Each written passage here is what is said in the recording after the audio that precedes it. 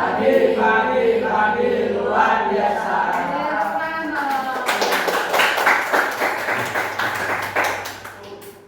Terima kasih atas waktunya. Apa kabar buat hari ini? Kabarnya gimana? Baik. Pada selamat kan? Nah, pada pagi hari ini guru akan menjelaskan mengenai memulas karya fiksi. Sebelum guru menjelaskan materi, alangkah baiknya berdoa dulu ya. Berdoa dipimpin oleh ketua kelas.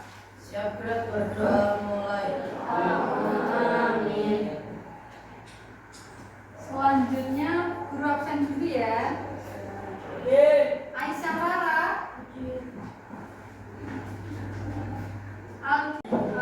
Baik. Materi pada pagi hari ini mengenai memulas karya fiksi. Nah, sebelumnya ada yang sudah tahu apa itu karya fiksi? Iya. Nama siapa? Isyam. Karya fiksi apa sih? Karya fiksi pengertiannya? Fiksi. Karya yang tidak nyata. Nah, betul. Ada yang tahu lagi karya fiksi itu apa? Jadi karya-karya mengandung kejadian fantasi semata. Betul. Tadi yang jawab dia siapa? Isyam. Yang kedua dia. Gak boleh berisik ya. Iya deh. Terus ini mengenai karya fiksi. Tak tampilkan. Ada yang membacanya? Karya fiksi. Namanya siapa? Saya Oke, langsung dibaca ya. Pengertian karya fiksi. pengertian karya fiksi. Karya sastra atau tulisan yang isinya bersifat rekaan, khayalan atau tidak berdasarkan kenyataan. Karya fiksi ini dibuat berdasarkan imajinasi penulis, bukan berdasarkan fakta atau kejadian yang benar-benar terjadi. Karena karya fiksi hanya mengandalkan imajinasi atas pengalaman faktual pengarang. Imajinasi pengarang diolah atas dasar penilaian terhadap berbagai peristiwa pengalaman, wawasan, pandangan, interpretasi, ilmu, pengetahuan, realitas, dan peristiwa yang murni fiktif. Nah, jadi karya fiksi adalah tulisan atau karangan yang bersifatnya rekaan ya, jadinya itu nggak benar-benar terjadi. Nah, karya fiksi ini jadinya penulis itu kayak membuat cerita gitu loh. Jadinya itu hanyalah khayalan, kayak dongeng kayak gitu ya. Nanti dibahas di selanjutnya. Nah, tujuan dari karya fiksi, ada yang mau membacanya? Ya, baca deh.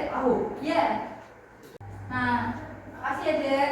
Tujuan dari karya fiksi itu adalah sebagai sarana kayak menghibur dan mengajak para pembaca itu seolah-olah masuk ke dunia nyata berdasarkan hasil tulisan penulisnya deh. Jadinya kamu itu terbawa suasana di dalam karya fiksi ini, gitu ya.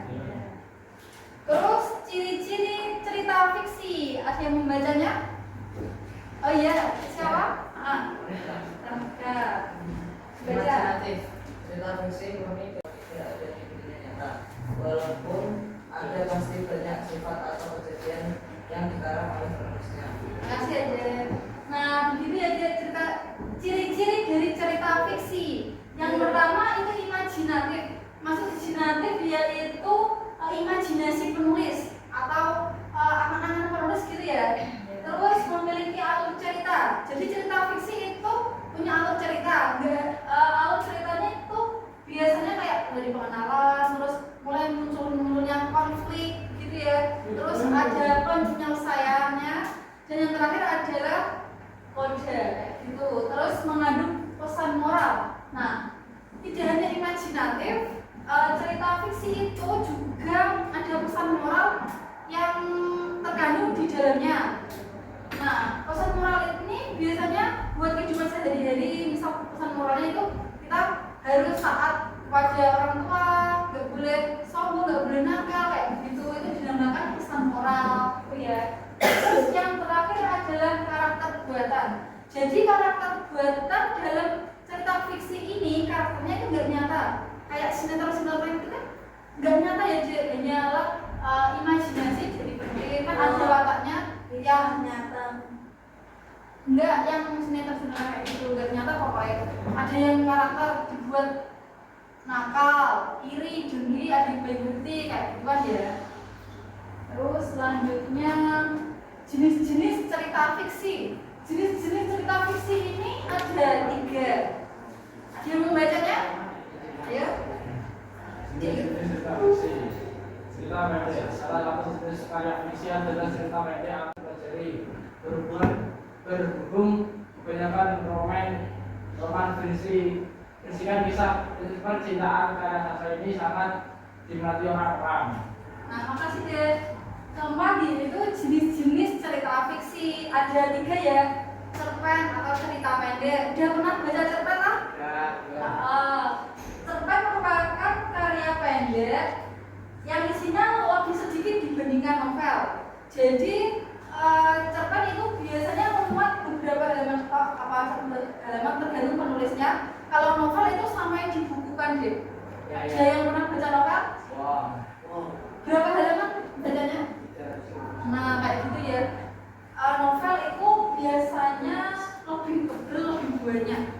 Misal biasanya itu novel-novel biasanya di televisi itu sering difilmkan deh. Kan misalkan kayak gitu difilmkan. Terus yang ketiga adalah roman. Roman merupakan karya fiksi yang di dalamnya lebih berisi kisah-kisah percintaan. Gitu ya. Nah, kelima unsur-unsur pada cerita fiksi ada 2, yaitu intrinsik dan ekstrinsik. Yang pertama unsur intrinsik, ada yang membacanya? Ayo, yang cakap, Mbak. Ya, langsung dibaca aja. Unsur intrinsik tema, baca tokoh, alur, kata, dan peristiwa. Karakteristik teknik atau metode untuk mengekspresikan karakter. Selanjutnya ekstrinsik. Keadaan subjektif keyakinan adanya hidup juga mempengaruhi karya sastra, baik berupa psikologi, kognitif, seperti ekonomi, politik maupun sosialisme. Pandangan hidup masyarakat dari karya seni lainnya yang saling berkaitan. Makasih deh.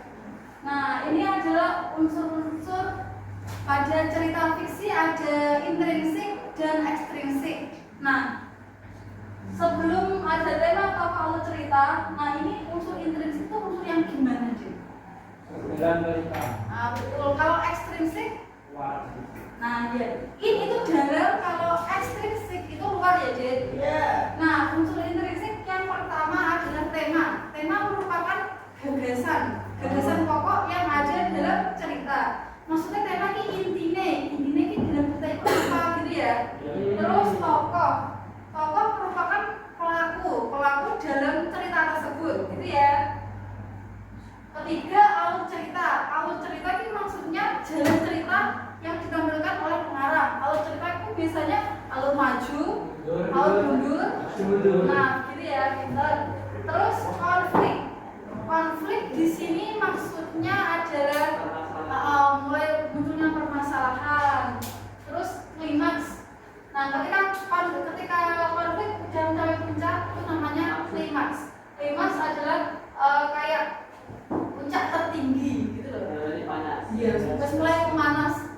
Terus setting itu ada setting tempat, setting waktu, dan setting suasana. Kan biasanya kan ada cerita fiksi itu tempatnya di mana, waktunya kapan, suasananya itu gimana gitu ya. Terus intrinsik ada penokohan, perspektif, sudut pandang, cara pandang pengarang terhadap karya fiksi tersebut. Terus karakteristik teknik atau metode untuk mengekspresikan karakter. Terus ini unsur ekstrinsik adalah keadaan subjektif individu pengarang yang memiliki sikap, keyakinan, pandangan hidup yang mempengaruhi karyanya, gitu ya. Terus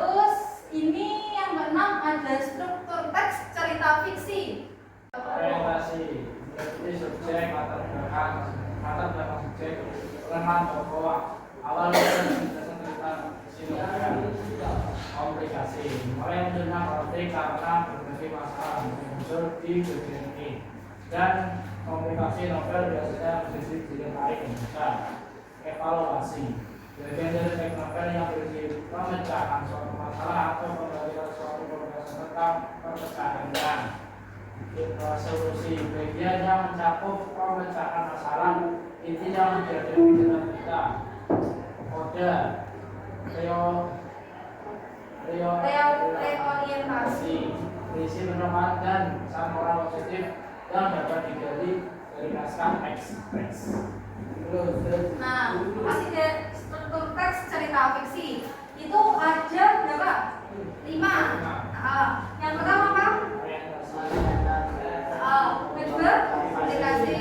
Ketiga, keempat, yang terakhir, yang pertama itu orientasi atau pengenalan. Apa pengenalan? Ini ceritanya ini kayak pengenalan kayak gitu ya. Terus komunikasi, mulai munculnya konflik-konflik yang timbul dalam cerita itu. Kemudian ada evaluasi, pemecahan suatu masalah, pembahasan pemecahan, kemudian resolusi, pemecahan masalah yang dihadapi dalam cerita. Yang terakhir adalah kode atau pesan moral yang dapat digali dalam cerita fiksi, gitu ya. Terus ini ada kaidah kebahasaan cerita fiksi. Ada yang mau bacanya? Nah, Anafora adalah nilai yang sering digunakan untuk membandingkan objek atau menjelaskan secara langsung dengan sesuatu yang sama.